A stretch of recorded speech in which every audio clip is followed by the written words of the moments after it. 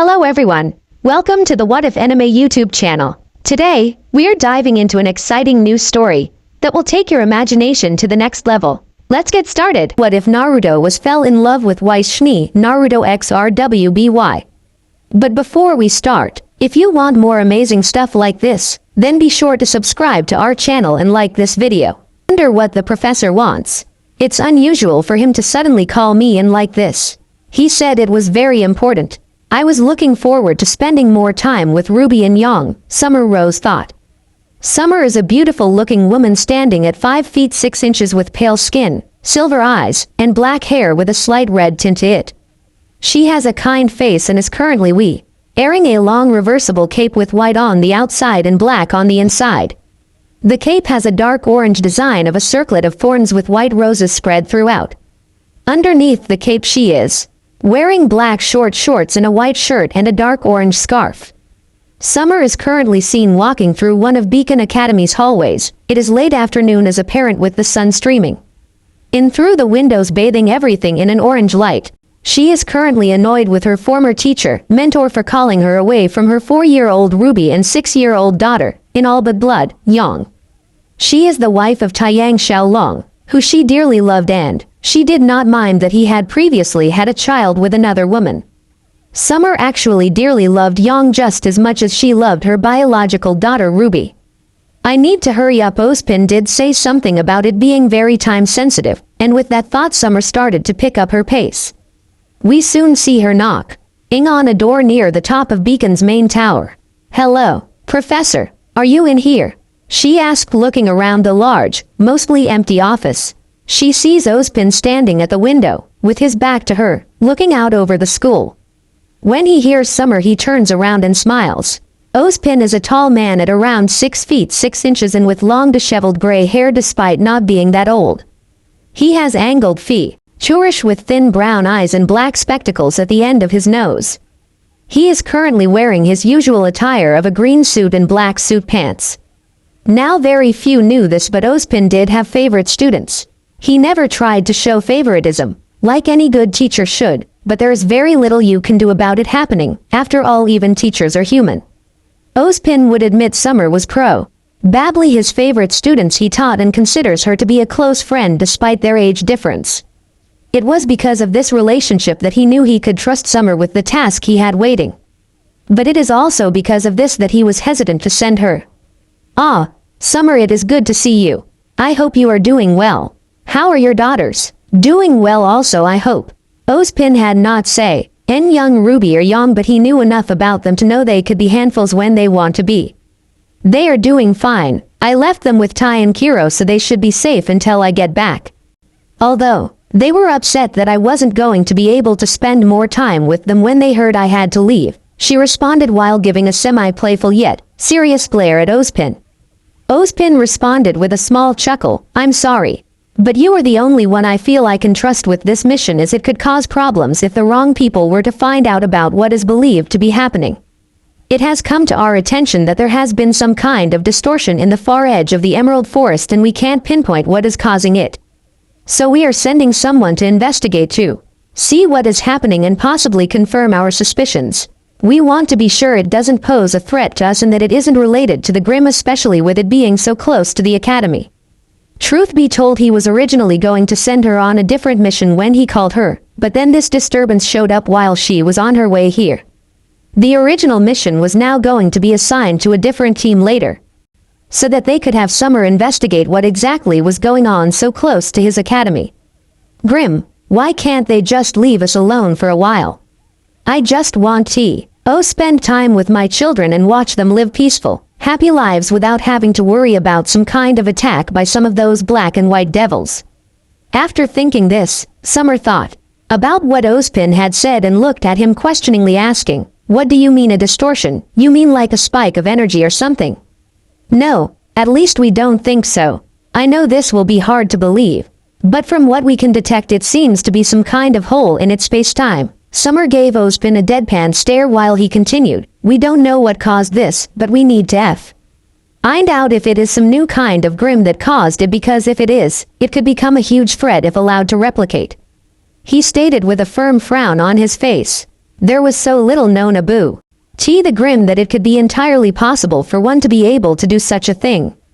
The mere idea of a Grimm that could put a hole in space-time was extremely worrying and could make it possibly the most dangerous Grimm seen to date. All right, I understand. I am to go out and investigate the cause of this distortion, and if it is discovered that a Grimm is responsible for this, I am to eliminate it. If given the opportunity or as possible, Summer said with a serious look on her face. She knew this disturbance could be a danger to not only Vale and her family, but all of Remnant, and so she will do everything in her power to resolve this issue before it could even begin to get out of control. Ozpin looked at her for a short while. Upon seeing her determination, he sighed and said, "Well, I am glad that you are taking this seriously, but I must make sure you know the severity of the situation. You are aware you could die out there. Nobody could blame you for deciding to back out of this. You have a family to think about after all." Summer looked directly at him with pure determination in her eyes and said, "It is because of my family that I want to do this. How can I possibly just sit back and watch when I know there is something that is possibly threatening what I hold dear? You don't need to worry about me. I will make it back for the very same reasons I am going. I must come back so that I can continue to protect and watch over my family." Ozpin couldn't help but believe her. How could he not with such a look in her eyes, and said, "All right, I understand what you were saying. And I will make sure to send a drone with the bullhead, to help keep in communication with you, and to make sure we can send backup if it comes down to that. You are to take one of the bullheads. Air is a pilot that will take you to a clearing near where the signature is coming from in the forest. After that you will have to get there on foot, and I don't have to remind you there are many Grimm in the forest, so make sure to bring your weapons with you." "Yes, Professor," she said, giving a little salute, and with that she turned around and exited the room. After leaving, the first place she went was the visitors' lockers to pick up her weapons, Inferno and Ashes. Inferno was a dark orange katana with red blade that could become a mid-range rifle. Inferno, when in its sword form, had no end guard and a pure white hilt with red cloth wrapped tightly around the center. When Inferno becomes a rifle, the blade splits open in two spots, one to reveal a long black barrel along the center of the blade, and one towards where the handguard would be to open a place for ammo cartridges.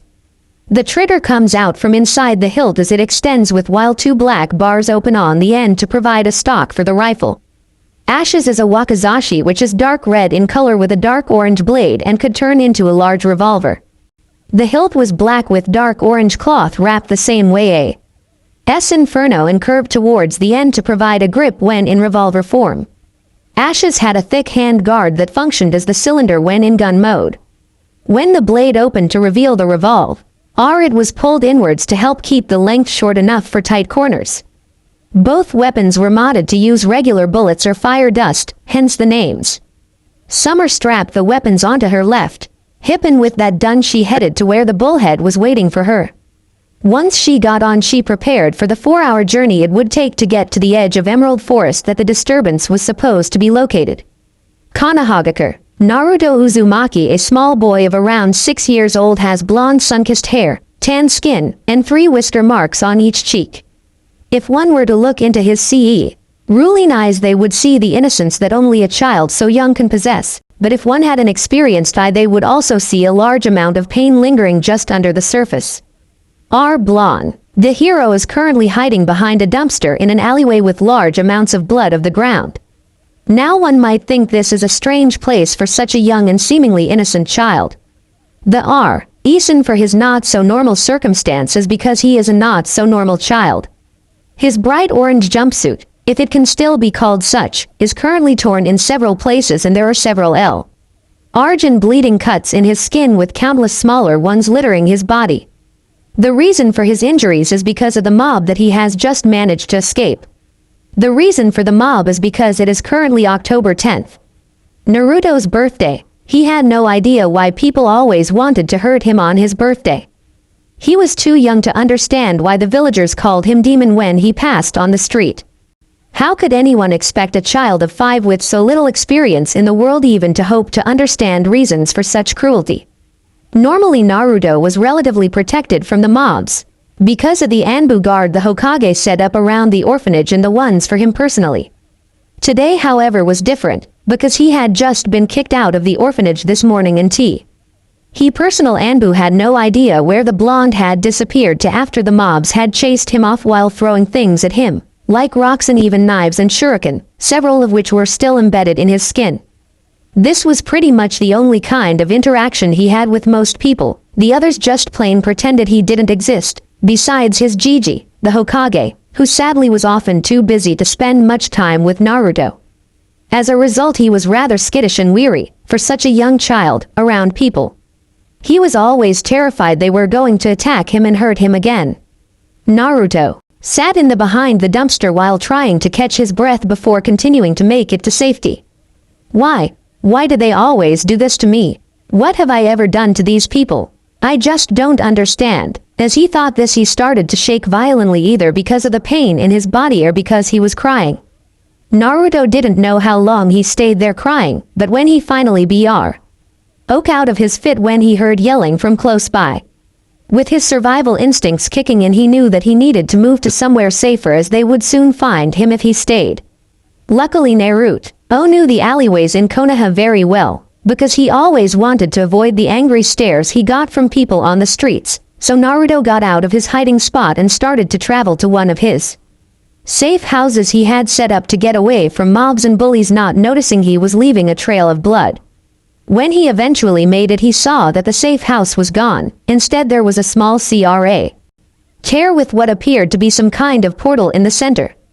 The portal was hard to describe, it looked like a vertical tear in the air itself. Whoa, Naruto thought as he approached the portal cautiously. When he got close enough, he saw there was something on the other side of it. He continued forward, and when he was standing about 10 feet away, he heard snapping branches indicating something as approaching from further in the forest, and Naruto froze, looking for what could be causing the noise. After a little while, he was able to make out the source when what appeared to be an adult woman, if the body was anything to go by, in what appeared to be a long black robe with its hood up. It looked like the person was staring right back at him. It looked like she was saying something but wasn't talking loud enough for him to hear. This made him nervous and worried that he was going to be attacked by this stranger. He wanted to run, but found that his body wouldn't respond. That was and he noticed the adrenaline was starting to wear off, and his body was going into shock from the pain in what felt like his whole body. Soon all he found he could do was stand there staring at this person inside of this portal and hope she decided to not attack. He was so focused on this woman in front of him, he never noticed the villager, who was so lost in his hatred of Naruto he hadn't even checked the portal behind him or the woman inside of it. The villager ran at him with a knife poised to strike. Emerald Forest. Summer had finally gotten off the bullhead about 20 minutes ago and was quickly approaching the distortion. She had turned her cape over to its black side so that she would blend in, making it easier to blend in and sneak past some of the Grim if she could. That didn't Maya, and she was able to avoid everything though. She had fought off a few Grim, mostly Beowulfs and a couple of Ursa, nothing she couldn't handle. Though Summer couldn't help but notice that the closer he got to the distortion, the less Grim activity there seemed to be. Finally, it looked like there weren't any Grim around at all. Ozpin, can you hear me? She said into her earpiece that is linked to the communication drone above the forest, so she could talk to Ozpin without having to worry about interference from the dense foliage above and around her. Yes, Summer, I can hear you. What's your status? I am almost there, but it's not looking like this thing was caused by a Grim. The beasts seem to be avoiding the area like a plague for some reason. So it would seem we are doing some sweeps of the area, and we can't seem to see any Grim anywhere in a 1-mile radius of the disturbance, but it's hard to tell near the disturbance as the scans can't seem to see anything close to it. Ozpin responded, confirming Summer's suspicions about the Grim not being in this area, but she stayed on guard. She didn't become one of the best huntresses by leaving herself open in Grim-infested areas. All right, I'm coming up on the disturbance. Summer stopped talking because she had made it to her destination and could finally see what appeared to be a portal in the middle of a clearing. But if that wasn't strange enough, she also saw what looked to be a town of some kind on the other side of it. She also saw what seemed to be a small boy that looked around the age of 5 or 6. He was staring at her with what appeared to be fear and apprehension. She could tell that he was absolutely terrified of her, and it was then that she noticed the rough state he seemed to be in. He was bleeding rather heavily from several places and had been for long enough to leave spots of blood on the ground below him. "What is it, Summer? Do you see something?" Ozpin asked, snapping Summer out of her reprieve. "Why, it appears to be some kind of portal that leads to what looks like a village of some kind. There is a small boy standing on the other side of it looking at me. He looks to have been beaten badly. Oh God, Professor, there is so much blood. What should I do?" Summer asked as her maternal instincts were kicking and she had to fight to stay still even though she wanted to go help the child. There was a pause before Ozpin replied, "I will defer to your judgment on this, Summer, but be careful, we don't know what's going on here." Summer decided to try and approach the boy, but before she could even react, there was a man behind the child with a knife ready to stab him. "Oh number," was all she could think, and before she could try to call out to warn him, she saw the man stab this poor defenseless child in the back, just below the heart. It was then that she finally reacted without thinking. She ran and jumped through the portal, her hood falling down, showing her look of pure disgust in the process, and hit the man with an aura-enhanced punch, sending him flying back into a wall behind him, knocking him out. After taking care of the man, Summer looked down at the boy and her eyes bulged at a sight she would never forget. She saw the boy lying unconscious in what was now a pool of blood, but that wasn't all that surprised her. She could also feel a power that didn't feel like aura flowing off the boy. While she couldn't tell what the power was, it was easy to determine that it was enormous, and it seemed to be trying to heal the damage that had been done to his body, but it was slow as there was a lot of damage to repair. Summer quickly got over her surprise, went over to the boy and got out the medical kit she had brought with her, intending to use it to try to patch up what she could and hopefully save his life. Summer removed the boy's shirt and coat, or what was left of it, with a knife, and her eyes started to well up with tears. Here was a boy no older than 6 years old, and he had some of the worst injuries she had ever seen. 5 broken ribs, heavy internal bleeding from blunt force trauma, a broken arm, cuts both large and small all over his body, and he had all of this before he ever even got the stab wound in his back. How was this boy able to stand, let alone stay conscious? Summer thought while getting started on healing the boy. She took care of the worst of his injuries, hoping the power would take care of most of the smaller wounds, but she would have to get him to a hospital soon or he would die, even with his power healing him. It was then that a small crowd of people armed with various weapons, most improvised and some not, showed up in the alley and saw the boy and Summer kneeling next to the boy trying to heal him. "What do you think you're doing?" yelled an angry villager when he saw that she was healing the demon brat. Summer noticed the armed group, and with the memory of what just happened to the child, immediately put herself in between the boy and the crowd that clearly meant him harm. Not noticing the boy was starting to regain consciousness now that some of his injuries were treated. "I am treating a child's injuries, and if you want to leave here walking, I would recommend that you leave immediately or I will be forced to hurt you," she told the crowd in a voice that made many of them shiver. Some even considered taking her advice, but their hatred won out, and they stood their ground. "Clearly you are new here, so I will let you off with a warning for that threat. Now I am telling you to get away from that thing and mind your own damn business. Several of us are retired shinobi and you are outnumbered, so I think it's time for you to leave before you get hurt, little lady," said the sane villager in a condescending tone, and a smirk firmly set on his face, with several of the people nearby agreeing with him. They also began glaring at her for trying to defend their target, and many thinking she wouldn't be able to put up much of a fight. Oh, they had no idea how wrong they were. Summer didn't know what they meant by shinobi, but she was sure it must be some kind of fighter by the way he said it, and when she ooped around she figured out these people wouldn't leave without a fight, so she drew her inferno and ashes while switching ashes to its revolver form, making sure that she was using non-lethal crowd and expecting her to pull weapons out from under clock, so they were stunned for a moment seeing the strange weapons, but that was all Summer needed. Before anyone knew what was happening, Summer was already on them and had knocked 2 of them out. By the time anyone had even reacted, there were only 3 of them left. One was the man that was talking earlier, while the other 2 looked to be some kind of experienced warriors by the way they were standing. "All right, you're pretty good," but they were all just civilians. Now let's see how you do against us, the leader said. That's when they all started to surround her. Summer knew she needed to hurry so she could get the boy out of this place into somewhere safe. So she decided it was time to use a little of her semblance to help end this quickly.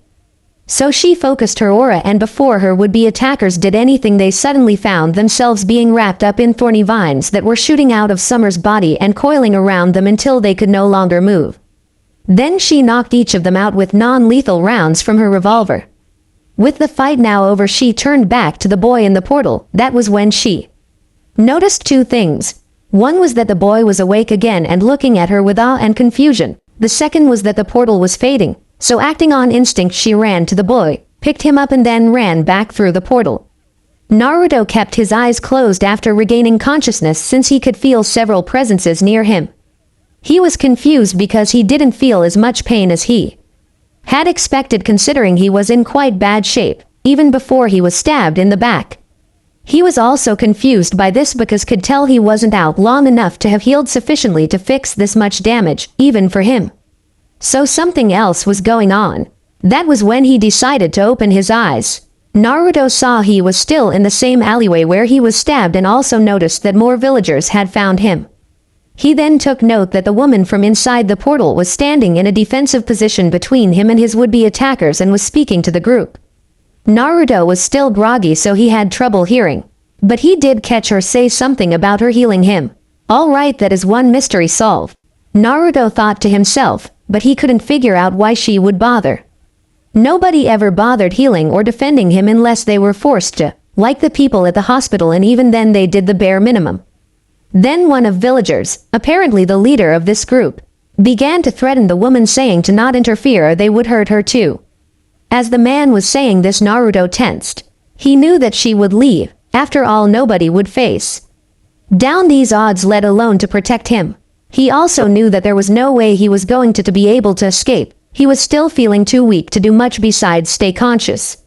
So, seeing his fate, he closed his eyes and waited for the approaching pain.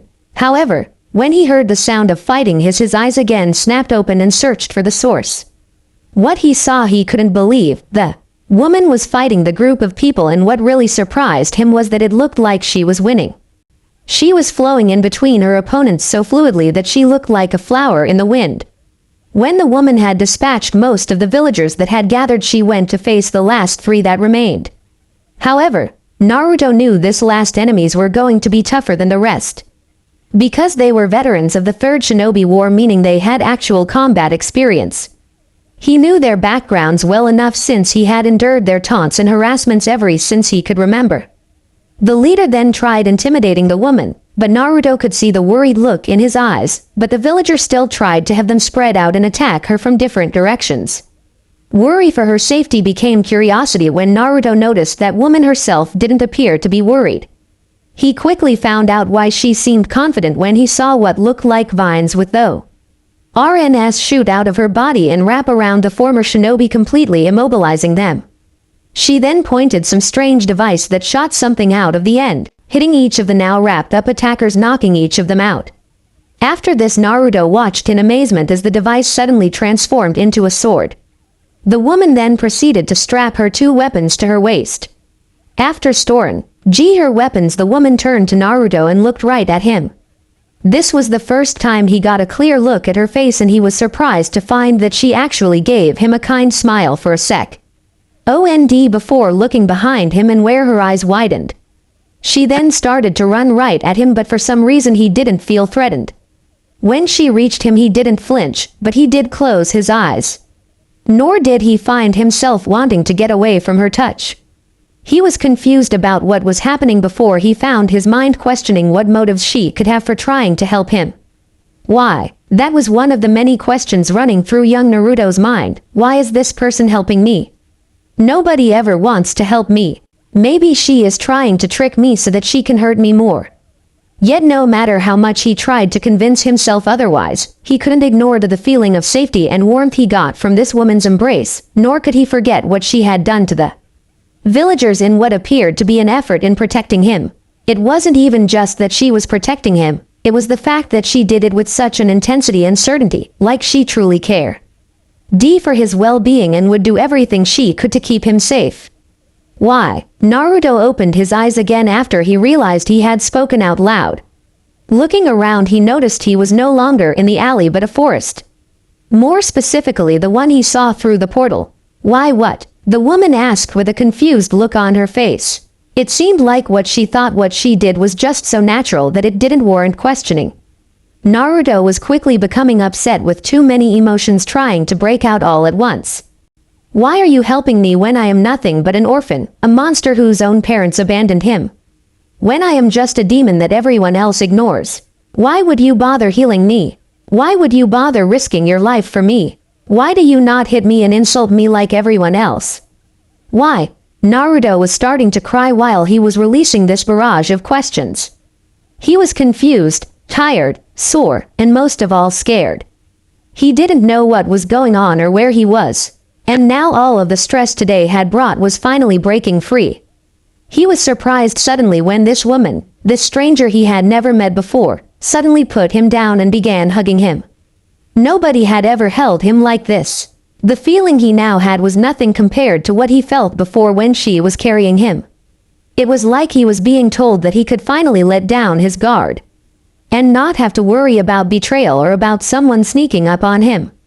That everything was okay now and that he could let it all out. And that's just what he did. For the second time that day he cried for an unspecified amount of time. He released all the pent-up emotions and he had from 6 years of beatings, verbal abuse, and pure unabating loneliness.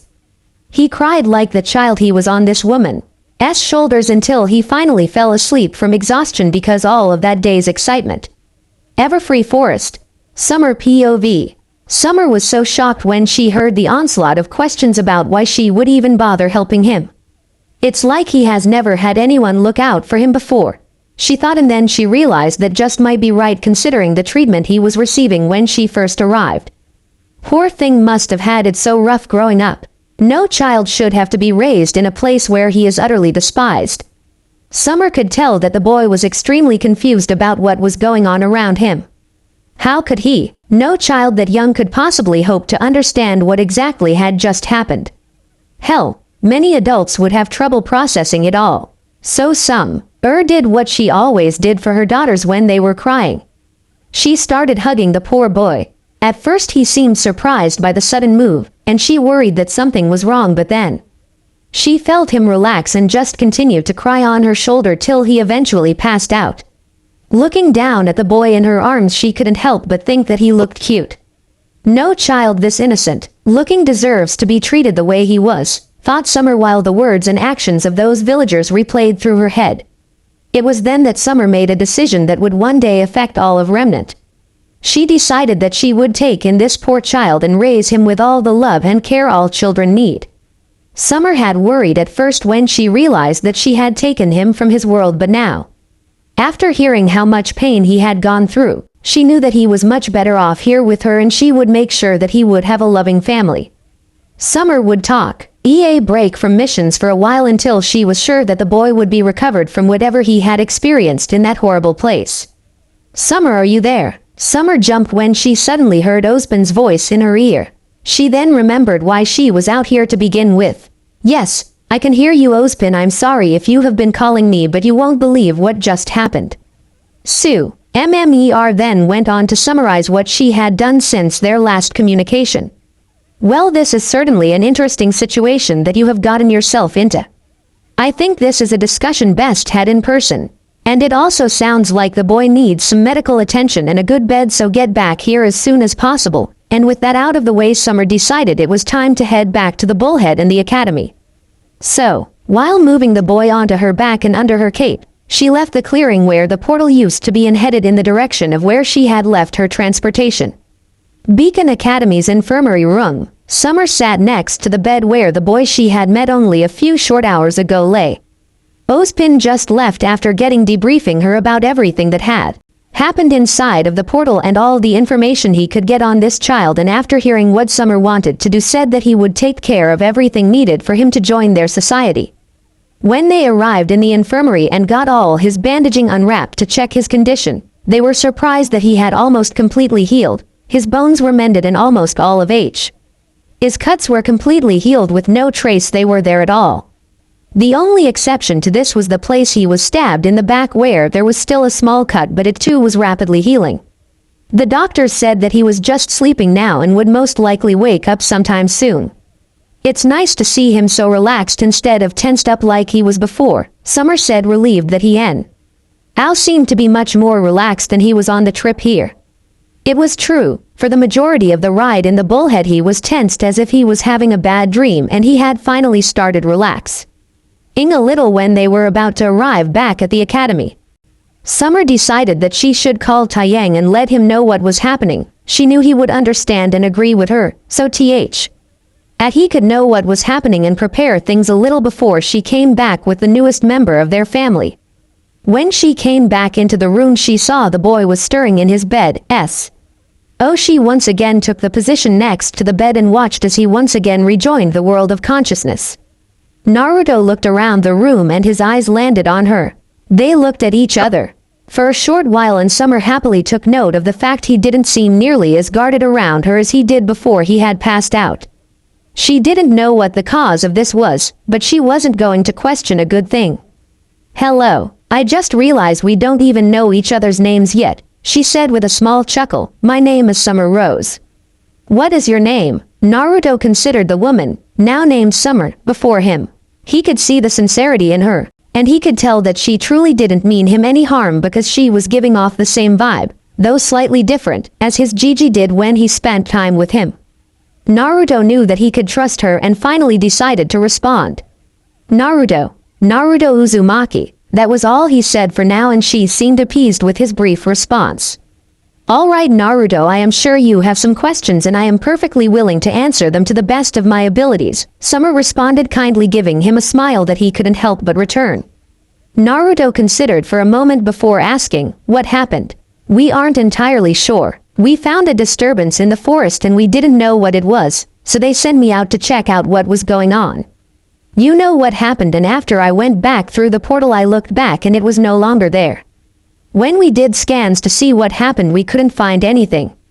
It was almost like it never existed at all." Naruto nodded his head. He didn't hold any hope of going back. He figured he was stuck here. He wasn't really disappointed either. In fact, he was kind of happy to finally be free of the hatred he had felt every single day since he could remember. The one thing he regretted was not being able to let his Gigi know he was okay. Naruto knew that the Hokage was the only person that genuinely ever cared for him, even if he couldn't spend much time with him. Deciding that he should move on for the moment, he asked, "Where are we?" "We are currently in Beacon Academy's infirmary." Beacon is a school that trains students in combat against the Grim and other threats against Vale and Remnant. Remnant is the name of the world we are currently in, and Vale is the country. He once again paused and considered what to ask next before he seemed to decide on something. "What was that thing you did with the vines back in the alley?" She seemed to collect her thoughts, trying to think of the best way to explain to him what that was before she nodded her head, seemingly having decided how to answer. "Okay, that was what we call a semblance. A semblance is a special ability people get when they unlock their aura, which is the manifestation of one's soul. Once unlocked, it can be used in several different ways, such as for creating shields, combining with dust for offensive attacks, or even to help heal injuries." "All right, what are Grim?" he asked, since he had never heard the word. Summer looked at him for a moment before she responded with a grimace. "That is a question we have been trying to answer for a long time actually. We actually have no clue what exactly the Grim are, but to best answer your question, they are creatures of darkness that take many different forms. They do all have one thing in common: they all seem to want to hunt humanity to extinction. It is for this reason that we train hunters and huntresses, people who are in or have graduated from a combat school, so that we can fight these creatures and keep the people safe." Naruto considered what Summer had just told him and couldn't help but notice the similarities. He asked, "Are you a huntress?" Before Summer could answer, another voice spoke up from the doorway to the room. "She is in fact a huntress. She is actually considered one of the best in Remnant, a fact which I am very proud to admit I had a small part in making happen." When they both turned to the new arrival, Naruto saw a man with gray hair and a green suit in the doorway. He had what appeared to be a cane in one hand and a mug in the other. Naruto tensed and looking at the man, considering if he was a threat, something which Summer seemed to pick up on. Summer then got up and introduced them. Naruto, this is Professor Ozpin.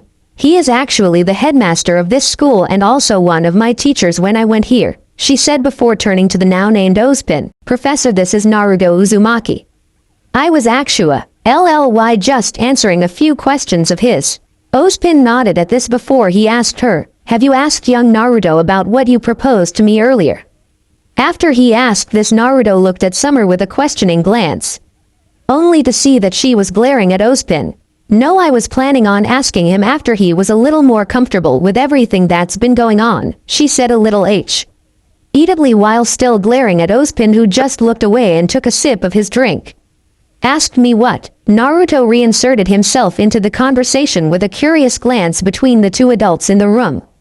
Summer sighed before she said, well, I guess there isn't any waiting now. Naruto, I was going to ask if you would like to live with me and my family. I can tell you have not had a good life, and based on what you said in the forest, it doesn't sound like you have ever had a family before. I know this is sudden and I can understand if you OHFF. The reason Summer stopped suddenly was Becca. She was suddenly hit in the stomach by something, and when she looked down and was surprised to find that it was Naruto, who had jumped out of bed and hugging her waist was looking up at her with tears in his eyes. Do you mean it, you will actually adopt me? He asked. Her eyes softened before she reached down and rubbed his head. I would be more than happy to. I can tell that you are a good child who was given a terrible hand in life, and I would like to do everything in my power to try to fix that. No child deserves to grow up alone. That is, as long as you are okay with that. After Summer said that, she saw Naruto nod his head before he smiled and let a few tears release from his eyes. He was an orphan after all, and like all orphans he always dreamed about being adopted by a family, but he never believed that it would ever come true because he was always hated in his village. Yet, here this woman was offering to take him in and care for him. Summer was also happy that Naruto had accepted. She wanted to be there for him. He held a lot of pain behind his eyes, more pain than even many adults held. She wanted to do everything in her power to get rid of that pain and replace it with happiness. Summer wanted to be the mother that this child never had. Well, that went over rather well, I would say. I wonder how he will react when he meets his new siblings. Naruto's head snapped to Ozpin, who was smiling at the heartwarming scene. Then he turned his wide eyes back up to Summer. I am going to have siblings? Naruto asked with the kind of excitement that only a child can have. Both adults smiled at this and answered him. Yes, Naruto, you will have two siblings, sisters in fact, one who is actually around your age named Yang and another who is a couple of years younger than you whose name is RWBY. Naruto seemed to almost be shaking with excitement now. He had a smile that seemed to light up the whole room. Summer idly thought that Naruto was going to become very handsome when he grew up. What do they look like? Do you think they will want to play with me? When will I get to meet them? What kind of toys do they like? He continued like this for a while until Summer stopped him with a slightly overwhelmed expression. Whoa there, Naruto. You will find out soon enough. For now I think we should all get some rest, as it's pretty late and you should still rest some. After all, you have had a pretty stressful day and are still recovering. Like someone had flipped a switch, Naruto suddenly started feeling drowsy again. So he nodded his head in understanding before he made his way back over to the bed he had been given and laid back down, and almost as soon his head hit the pillow he was asleep. Naruto's mindscape. Naruto knew something was wrong when he was suddenly standing in what appeared to be a sewer. He looked around and saw that he was currently in a long brick hallway, the only distinguishing feature of which were the many pipes running along the ceiling. The pipes were two different colors. One was dark red while the other was a dark blue, but the strange thing was it seemed that most of the dark red pipes were slowly changing color, giving way to the dark blue.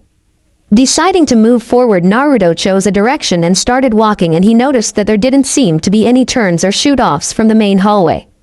After a short while of walking, he came upon what looked like a large dimly lit room with what looked like a cage that seemed to be leaking power from behind it.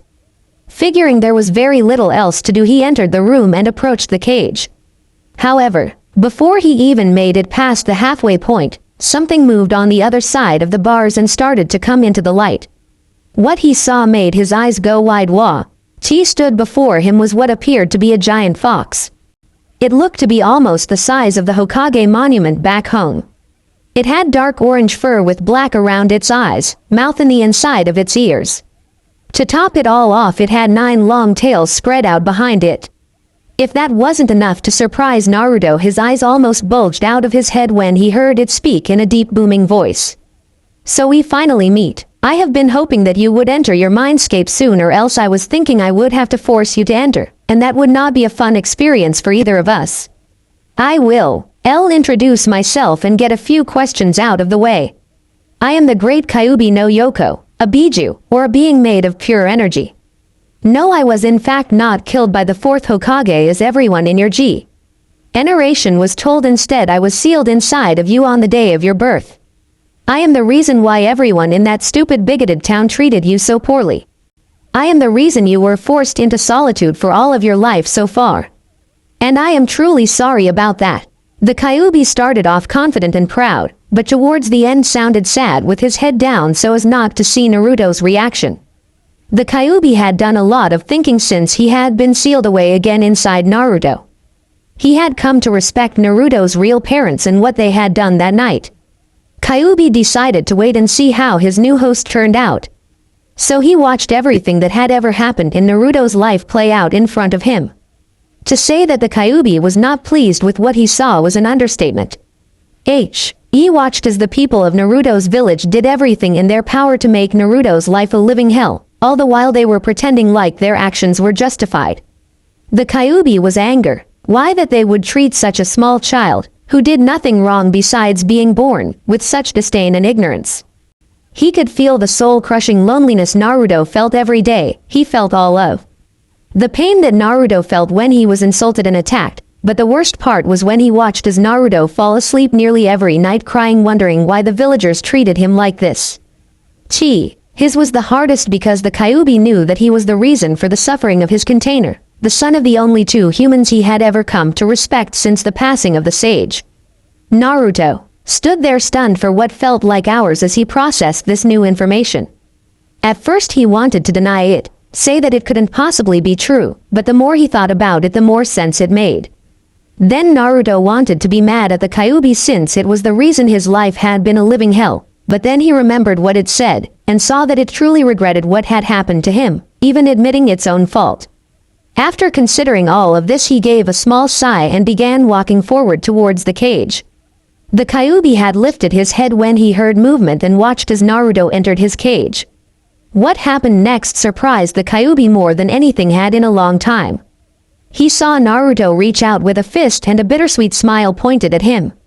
"I won't say I am happy with the was I was treated because you were inside me, but I can tell that you are truly sorry that it happened, and I suppose that has to count for something, right? So how about this, we will start fresh in this new world, a place we can both start over. What do you say?" Kyuubi smirked at the boy, bumping his hand with his paw before he said, "Sounds good, ninja." Naruto returned the smirk before speaking, "All right. Now that the mushy stuff is over, let me ask a few questions. 1. What was up with all the pipes, and 2nd, why are they different colors?" "Well, that is your body's natural energies. One is chakra, the dark red, which you are familiar with from our previous world, and the other, if I had to guess, the dark blue would be this or a stuff that was explained to you. It would that your body is automatically adjusting itself to a more aura-based system, maybe because of that being the natural here and it's acclimatizing itself. However, it could have something to do with that portal that you went through. I can't say for sure, but what I do know is that the majority of your chakra is being converted into aura. Don't get me wrong, you will have some chakra left, but not much. I'd say the most you could do is get some muscle enhancement and probably some lower level seals if you wanted to learn." The fox explained to the best of his abilities. "So what you're saying, I won't be able to use any jutsu that I always heard about?" Naruto asked, kinda bummed out that he wouldn't be able to do any of the cool stuff he had seen when he spied of some of the ninjas sparring in one of the training grounds. "That is right, unfortunately, but before you get all depressed, I will tell you about what I can do for you. You remember what the woman said about semblances, yes? Getting a nod of confirmation, the Kyuubi continued. Well, as a being of pure energy, not just chakra as many people like to assume, I am able to make some minor changes to this energy during the transfer sequence now. I am pretty sure I can get you 2 of these semblances instead of just 1 like everyone else apparently has in this world. The second thing I can do for you is not so much an active thing I can change, but more just what will happen because I am sealed in you.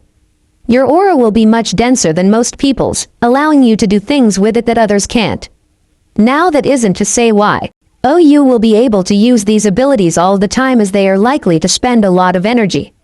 Naruto considered what the fox was telling him and realized that maybe this switch wasn't as bad as he originally thought it was going to be. Hey, thanks Kyuubi, that actually makes me feel much better about this whole thing. You're really just a big softy, aren't you? He smirked at the very annoyed expression the fox got after he said that. I am the great Kyuubi no Yoko. I have the power to destroy mountains with the flick of one of my tails. I will not be disrespected by a shrimp like you. Now it's time for you to leave. You have already been asleep too long, and I feel someone is trying to wake you. Now it was Naruto's turn to look annoyed. He hated it when people brought his height into things. Like that somehow made him lesser because he was shorter than them. He was 6 for crying out loud. What did people expect? However, before he could respond, he felt a pull and suddenly disappeared from the mindscape. Back in Beacon's infirmary, Summer was once again seen next to Naruto's bed. It was now late morning and she had just gotten off the phone with her husband, who said that everything was ready for their new arrival. She then quickly talked to a nurse about when they thought Naruto could leave, and they responded that he could leave whenever he felt ready. They also said that it was the fastest recovery time they had ever seen for such severe injuries.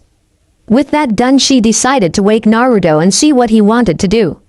When Naruto opened his eyes and muttered something about disrespectful foxes, which earned him a confused look from Summer, but she wrote it off as something in one of his dreams.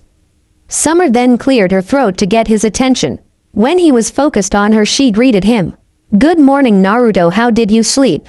I slept quite well. What about you? The same though. I can't wait to sleep in my own bed again. Speaking of which, the nurses said, you are cleared to leave whenever you wish to, and my husband said that the house is ready for you when we arrive.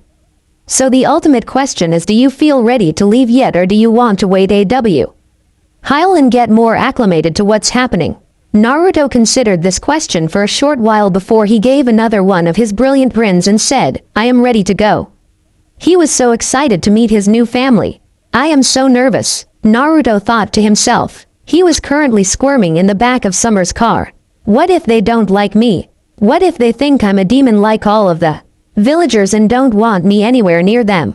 These were just a few of the thoughts currently passing through the young child's head as they made their way to Summer's home on the small island of Patch. Summer is seated in the driver's seat and looks at Naruto through the rearview mirror. She notices that Naruto looks nervous. While thinking that his nervous squirming is adorable, she tries to reassure the blonde boy. Don't worry, Naruto, I know that they will love you. Just relax, we should be there pretty soon. Naruto looked up at Summer when she started speaking and relaxed slightly, remembering she would be there with him when he met the rest of her family. He felt that as long as Summer was there he would be alright. Naruto had quickly started thinking of Summer as his mother, though he hadn't called her such out loud. After they had talked about him being adopted into her family, there were 2 reasons for this quick transition. The first being Naruto was very excited to have any kind of real family. And the second was because Summer was everything Naruto wanted in a parent, kind, pretty, and most importantly a total badass. True to her words, it wasn't long before they pulled into a long driveway that led into a small wooded area. When they finally came to a stop and when Naruto looked out of his window and saw a modest 2-story brick house with what looked like a garden with a small pond in the back, Naruto thought that the place looked nice, somewhere he would be able to relax easily, away from crowds. Summer then got out and opened his door for him to get out. After taking Naruto's hand, they began to make their way towards the front door of the house. With every step he got more nervous and started to huddle closer to Summer's leg. When they finally reached the front door, Summer looked down at Naruto and gave his hand a small squeeze to show she was there with him before she opened the front door. Inside the house was a hallway with multiple doors leading to different parts of the house and stairs leading upstairs near the back of the hallway. It had wooden flooring with white textured walls. "Hello, I'm home," Summer yelled once they had gotten through the door. As soon as she stopped speaking, there was sounds of feet hitting the wooden floor, and soon there were two blurs streaking towards them, one yellow and one red, from one of the side rooms. The two blurs then collided with Summer. "Mom," these blurs turned out to be two young girls. After they stepped back from their fly tackle of a hug, Naruto got a better look them. One looked to be about Naruto's age with long blonde hair. She was wearing what looked like one of her mother's orange scarves, a brown t-shirt and black pants ending just below her knees. When compared, he realized that she actually resembled him in many ways. Due to the same color hair and similar facial structures, but instead of his blue eyes, hers were a light other, looked to be a couple years younger and had short cropped hair the same color as Summer's. Black with red tips. She also had Summer's kind face and silver eyes. She was also wearing what looked like a small red version of Summer's cape and a black sundress underneath it. When the two showed up, Naruto had let go of Summer's hand and was now hiding behind her, peeking out every once in a while. "I missed you girls. Were you good for your father?" Asked the two girls, to which they nodded before they noticed the boy peeking out from behind their mother and were now looking at him with curiosity. Noticing where their attention was pointed, decided it was time for the girls to meet their new sibling. So pulling Naruto out from behind her, she began the introductions. "Girls, this is Naruto. He is going to be living with us from now on as your new brother. Naruto, I would like to introduce you to your new sisters, Yang and RWBY," she said, pointing to his fellow blonde and then the younger one. Naruto gave them a shy wave before he looked down at the ground, refusing to make eye contact. He was scared and didn't want to do something wrong. He didn't know what would happen if they didn't like him. Yang and RWBY looked their new sibling up and down. Their dad had told them that their mother would be bringing home a new brother to play with, and while RWBY, being very young yet, was just excited about getting someone else to play with, Yang wasn't sure how to feel about it. Yang was a little reluctant to just accept this person in as easily as her sister did. She didn't have anything against Naruto. She was just very protective of her family, especially her younger sister. He was a stranger that was now supposed to be living with them. The whole situation just kind of put her on guard, so she would watch and see what Naruto was like. Well, so far he doesn't seem like the mean type. He kinda looks like he is scared of something. I wonder what's wrong, Yang thought to herself as she took in Naruto's seemingly timid stance. That he didn't seem to want make eye contact. Apparently young RWBY noticed this too, because she began to walk up to Naruto and looked up at him. "Hey, what's wrong? Did we do something to make you upset?" RWBY asked Naruto with a voice filled with the innocence and concern. She was really excited to have an older brother and she didn't want him to hate her. She even asked her father if they could share a room since there weren't any spares left for him to take. Her dad told her that Naruto would have to decide what he wanted to do. Looking to RWBY, Naruto saw her silver eyes were boring in to his with concern that she may have already done something to upset him already. She even had tears starting to form in her eyes.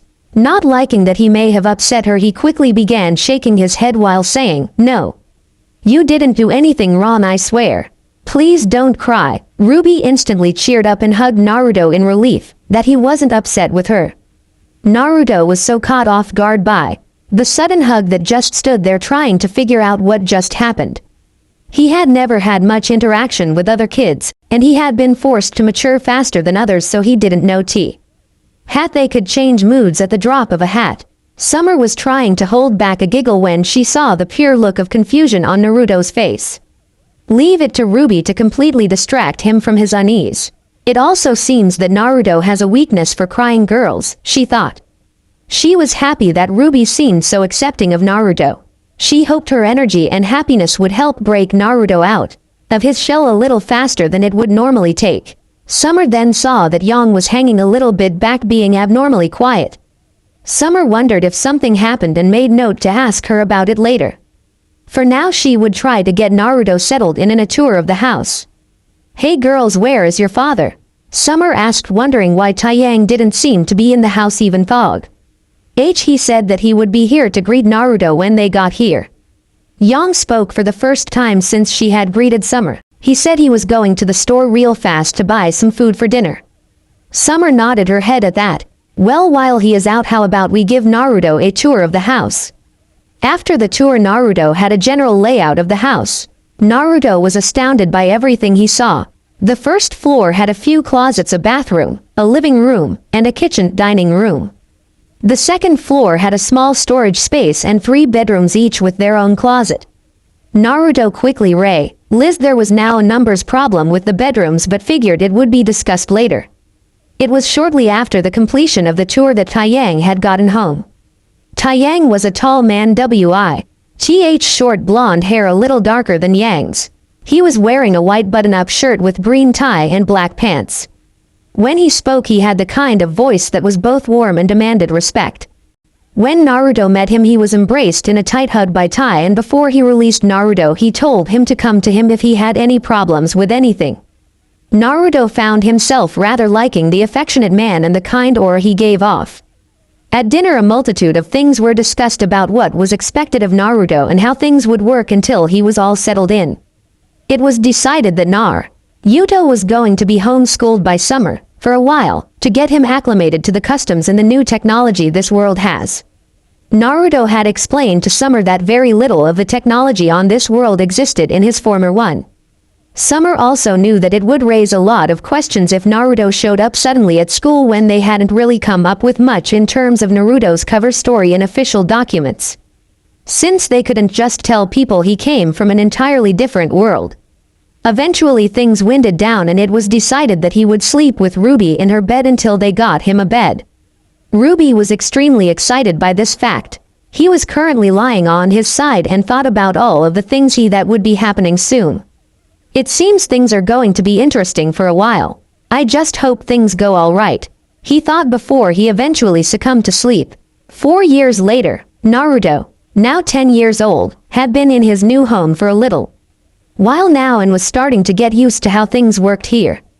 It turned out that while Naruto was not the best with basic appliances, he somehow managed to blow up the microwave while leaving the food inside unscathed. He seemed to be a prodigy when it came to the weapon technology. Summer had discovered this when she had gotten to explaining to him how her weapons worked, and after only 20 minutes, he was able to completely take both apart and put them back together with no difficulty whatsoever. Summer also discovered that Naruto had a hard time learning from books, but was able to sew up things like a sponge when the information was given to him verbally. It was through this method Naruto was quickly able to get to an acceptable level to begin school. He was in the same grade as Yang, since they were the same age. He didn't make very many friends since he mostly kept to himself most days, still uncomfortable with people outside of his family. Naruto was currently hoping to apply the signal to become a hunter. He hadn't told the rest of his family about his plans yet because he knew that Summer was against any of her children trying to follow in their parents' footsteps because she wanted them to be safe and away from danger. Naruto understood what she meant, but he was the same as Summer. He wanted to be able to do everything he could to protect his family. Naruto had learned several of things about his new family after he began to spend time around them. Yang was actually older than him by a few months, something she seemed happy about. RWBY seemed to have an addiction to cookies, especially Summer's, and milk, and it was discovered that when RWBY got into a sugar rush, Naruto was the only one who could keep up with her without getting tired out. Naruto was getting along with everyone well except for Yang, who seemed a little distant towards him when compared to how she acted with the rest of the family. She was never mean or cruel, it was more like she didn't know what to make of him. He decided he would do everything in his power to assure that he could be accepted. That was partly due to the fact he never talked about where he was before coming to this house. Summer and Taeyang said that it was his secret to tell. RWBY had eventually convinced Naruto to just move into her room with her when she almost started crying again when he said something about giving RWBY her room back. So he moved his stuff into her room and they had continued to share a bed even after Naruto got his own, because RWBY would sneak into Naruto's bed during the night. When Summer asked RWBY why she did this, RWBY responded saying it was because she often heard Naruto whimpering at night and wanted to make him feel better. Summer just let it be since she knew that Naruto would always carry some scars from his past treatment, and if RWBY helped by sleeping next to him, then who was she to stop her? Presently it was just Naruto, RWBY, and Yang in the house because Summer had gone back to Beacon to get briefed on a new mission. She started taking missions again after Naruto started school, and Taeyang had decided that he would go with her to visit their uncle Kiro, who Naruto hadn't met before since Kiro was busy most of the time, was supposed to be here soon to watch over them. Naruto was currently watching over a sleeping RWBY in their shared room. She had just crashed from one of her sugar rushes. It didn't happen often, but when it did, she was dead to the world for hours. That was when Yang came in with a determined look on her young face. A year ago, Summer and Taeyang decided that they should tell Yang about her real mother. Yang was quite upset about it at first, but she accepted it after being reassured by Summer that she loved Yang just as much as RWBY and now Naruto. However, Yang was still curious about her real mother and why she left, but besides learning that her mother was on the same team as Summer and Taeyang along with Kiro, and what she looked like, Yang wasn't able to find out much about her. Then she found a picture of what looked like her mother along with Taeyang and Summer in front of the old house she remembered seeing before in the woods when she was out playing with some friends.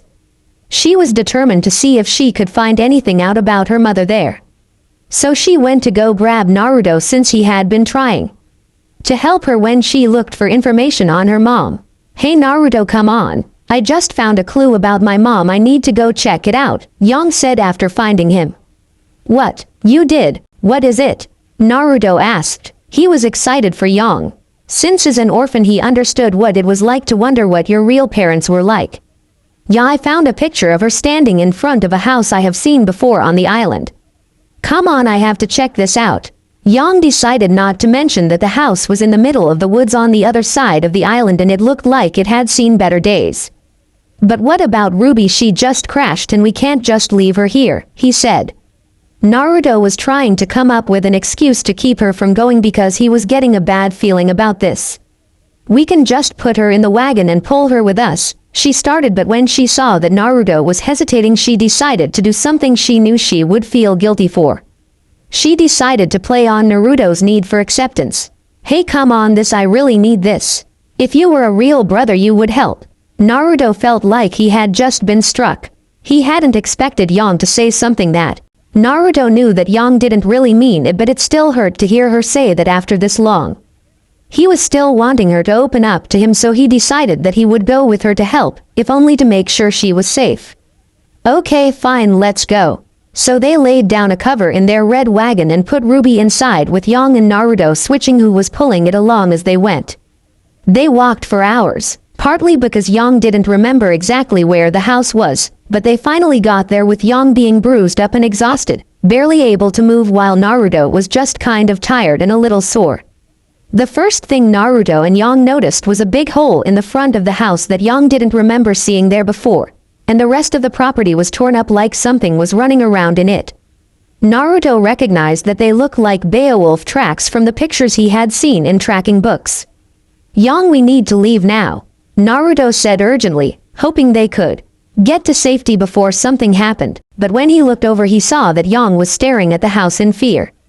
Naruto got a sinking feeling in his gut, and when he looked back at the house he saw there were multiple sets of glowing blood-red eyes staring at them from the darkness. There was a moment where the two groups just stood there staring at each other, but then everything seemed to happen at once. One of the Beowulfs jumped from inside the house and went to attack Yang, who was frozen and couldn't move. Naruto made his decision and began to move. Yang closed her eyes waiting for the attack, but instead of pain she felt something wet hit her face, and when she reopened her eyes she saw the tip of a claw covered in blood inches from her face. When she traced the claw to its owner, she saw that Naruto was standing in front of her with his back towards her and the claw piercing all the way through the center of his chest, just above his heart. Yang fell to the ground in shock and watched as Naruto reached up with a glowing fist and hit the Beowulf with a glowing fist, knocking it back into the house. She watched as Naruto fell to a heap face up while the other Beowulfs began to attack. She saw something rush by her and began fighting off the Beowulfs. She heard the sounds of gunshots and the sounds of a blade slicing through the air, but she didn't pay attention as she began to crawl over to the broken body of the boy she had brought here. When she got over to him, she saw that he was looking at her, but his eyes seemed to be fading in and out. "Are you and Ruby okay?" he asked, and after she nodded numbly at him and he gave a weak smile. "Good. I don't know what I would do if I saw either one of you hurt," and with that he closed his eyes and passed out. "Naruto, why?" Aang yelled out as she tried to shake him awake, but he didn't seem to react. "Naruto, come on, it's not funny. Come on, wake up." She continued to shake him until she felt a hand on her shoulder. When she looked to see who it was, she saw it was their Uncle Kuro who was looking down at her. "He is alive, but we need to get him and Ruby out of here quickly before more Grimm show up." Kuro had been searching for them for hours until he found them at Taeyang's old home. He wondered what they were doing here, but he would figure that out later. Right now he was in a Grimm-infested forest with one child who was slowly bleeding out, one who was in shock and traumatized, and one who was passed out in a wagon with no signs of waking anytime soon. So he quickly picked Yang up and put her in the wagon with Ruby before he carefully picked up Naruto and held him in one arm while his other was pulling along the wagon behind him. Hospital. A few hours later, when Summer and Taeyang received the call from Kuro that their children were missing, they immediately left Beacon to come and help search, but just as they got back to Patch, they got another call from Kuro saying that he had found them, but they had been attacked by Beowulfs with only Naruto being hurt, but it was bad. Summer and Taeyang immediately made their way to the hospital where they found Kuro with their two daughters. When they got there, it was evening with night rapidly approaching. Summer was currently sitting outside of the operating room holding an unresponsive Yang. Summer was the only one that Yang would allow to touch her for now. If anyone else tried to, she would start to struggle and fight until they let go. Summer knew that Yang was blaming herself for what happened. Yang hadn't told them why they were out there, but she could guess if the broken picture of Summer, Taeyang and Yang's mother on the floor was anything to go by. Taeyang had found it when he had gone to get some new clothes for Yang. Summer wasn't mad at Yang. She knew that she was just curious about her mother. Besides, Summer knew that the girl had been through enough and she refused to put Yang through any more because of misguided anger. Ruby had woken up shortly after everyone had gotten there, but she didn't know why they were here. Hiro had brought her to the game room where she was currently playing with their Legos, trying to create a miniature version of Kuro's scythe. She had seen it before when she was younger. Summer looked over at Taeyang, who was currently sitting in a chair across from Summer and Yang. It looked like he was reading a magazine, but if you watched for long enough you could see that he wasn't turning the pages and his hands were shaking a little. Summer knew that he was extremely worried but trying to stay strong for his daughter. Taeyang had always been protective of his family, probably because he had already lost Yang's mother when she disappeared and he didn't want to go through that pain again. Summer was extremely worried also, but she was also confused. "I wonder why he hasn't healed like he did when I brought him back from the portal." She didn't understand why she couldn't feel that power working on his body like she could when she had felt it working at Beacon last year. Admittedly, she had noticed that she couldn't sense much of that foreign power on Naruto after he had been living with them for a while, like it was slowly slipping away the longer he was here, but she figured it was just going dormant, not disappearing altogether. There the three of them sat waiting for news on Naruto's condition until finally a doctor came out of the operating room. Summer and Yang looked up at him while Yang just continued to stare at her knees, but if you looked closely she tensed ever so slightly. "The boy should make it. He has lost a lot of blood, but he's damn lucky that his aura helped him so much. It was amazing. We have never seen an aura with such a healing factor before. He will only have a scar where the hole was now. He has lost a lot of blood still though, so we are going to keep him here for a week to make sure no other problems come up. He is just resting now. There will be a nurse here soon to lead you to his room if you want to come see him." With that, everyone took a second to register. Summer was surprised to hear about Naruto having aura but decided to ignore that for now. And she began to relax with everyone else. Naruto was safe and that was all that mattered for now.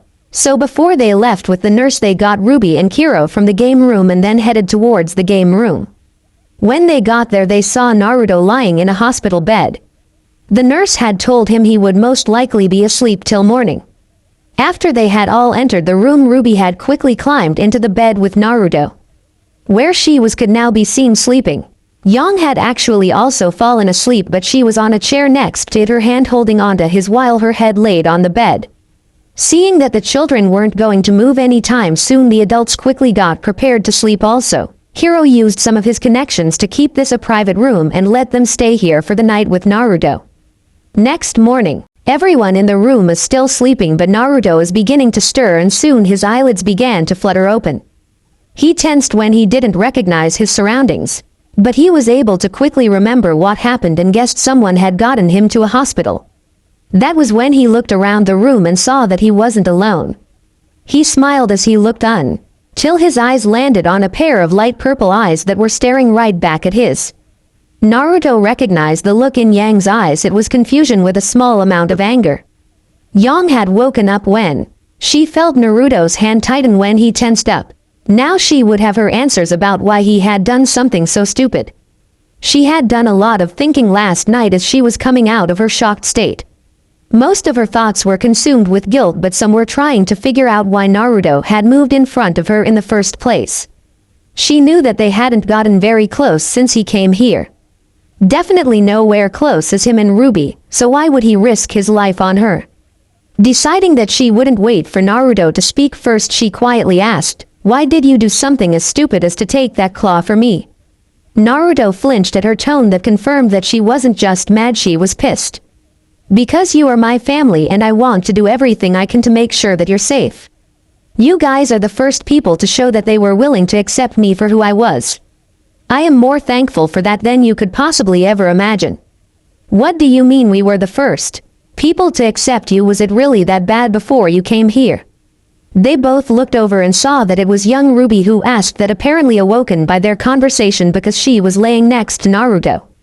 Naruto looked at both of his adopted siblings and realized that he had been somewhat contradictory. He had been expecting acceptance and for them to be open to him when he himself had been withholding part of his past from them.